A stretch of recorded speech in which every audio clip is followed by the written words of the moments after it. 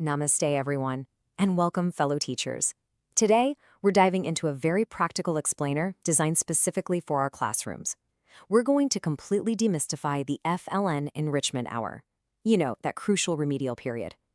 Think of this as your roadmap to mastering that hour and making absolutely sure we help every single child in our batch succeed. So let's start with a very real, very honest question.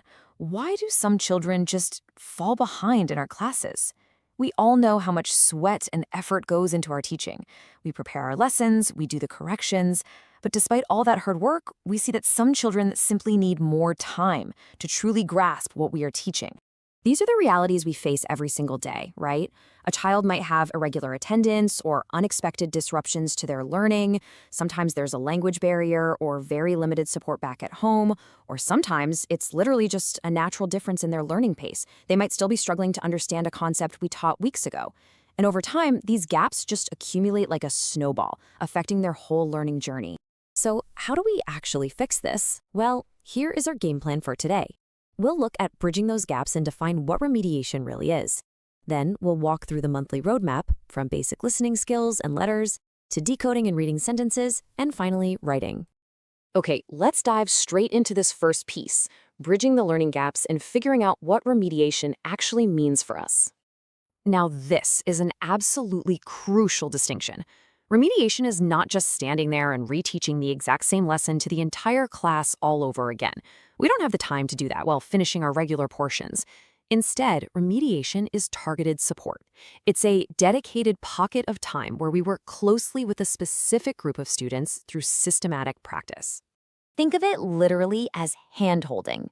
You are holding the hand of every child who just needs that extra bit of support. It's giving them a safe space to learn at their own pace without feeling rushed or left behind. Now, what's really interesting about this next slide is how it breaks down the whole academic year. Let's look at the monthly competency roadmap. Let's take a quick bird's-eye view of the syllabus from June to March. See how logical this is? June is purely listening comprehension.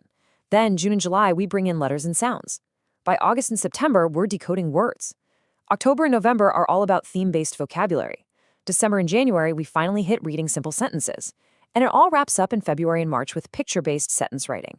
The skills build on each other month by month. And this step-by-step part is vital. It is the natural language progression. Listen and speak first, then recognize letters, then decode, then read, and only then write words and sentences. We must never, ever rush a child straight into writing just because we feel pressure to show progress. They need that foundation first. So, speaking of foundation, let's look at those very first steps we take when the school year begins. Listening and letters. You know, listening is the root of all the other language skills. If a child cannot understand what they are hearing, they definitely can't speak, read, or write it. And here's a quick pro tip for the classroom. When you're checking if they actually understand, avoid using hand movements or visual prompts. We really want to test their ears, not their eyes. To make this happen in class, keep it simple and active. Listen and do activities, listen and draw, picture dictation, and action songs. Kids absolutely love these. It turns listening into a fun, engaging game rather than a boring task. Once their ears are tuned in, we introduce letters and sounds. And English is tricky, isn't it? The letters don't always match the sounds perfectly. So we use alphabet charts, letter hunts, and my personal favorite, picture-letter matching. Showing them a picture and asking them to find the starting letter takes away the jargon and prepares them for the next big jump.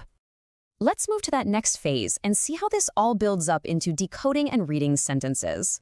We hear the word decoding all the time, but let's be clear on what it means. It's the process of matching letters to their sounds and blending them together, like blending C-A-T to say cat.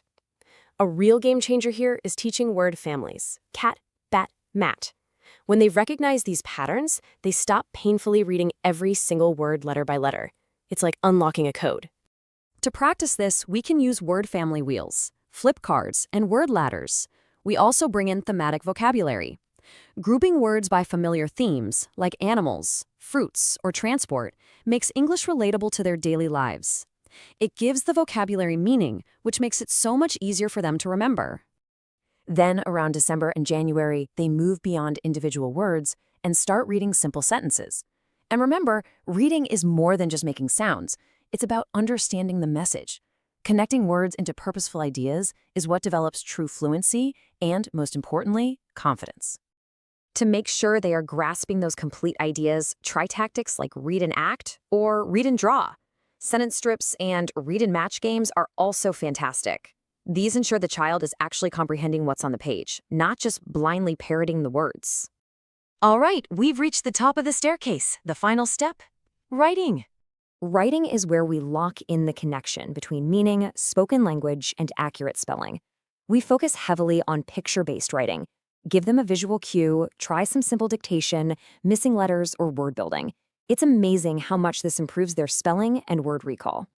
Which leads us to our ultimate goal for February and March, picture-based sentence writing.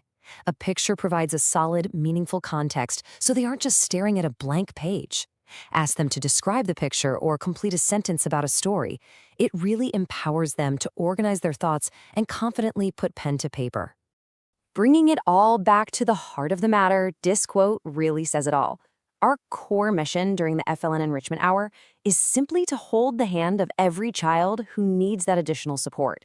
By giving them that targeted time and continuous feedback, we help them overcome those specific gaps so they can finally thrive in the regular classroom.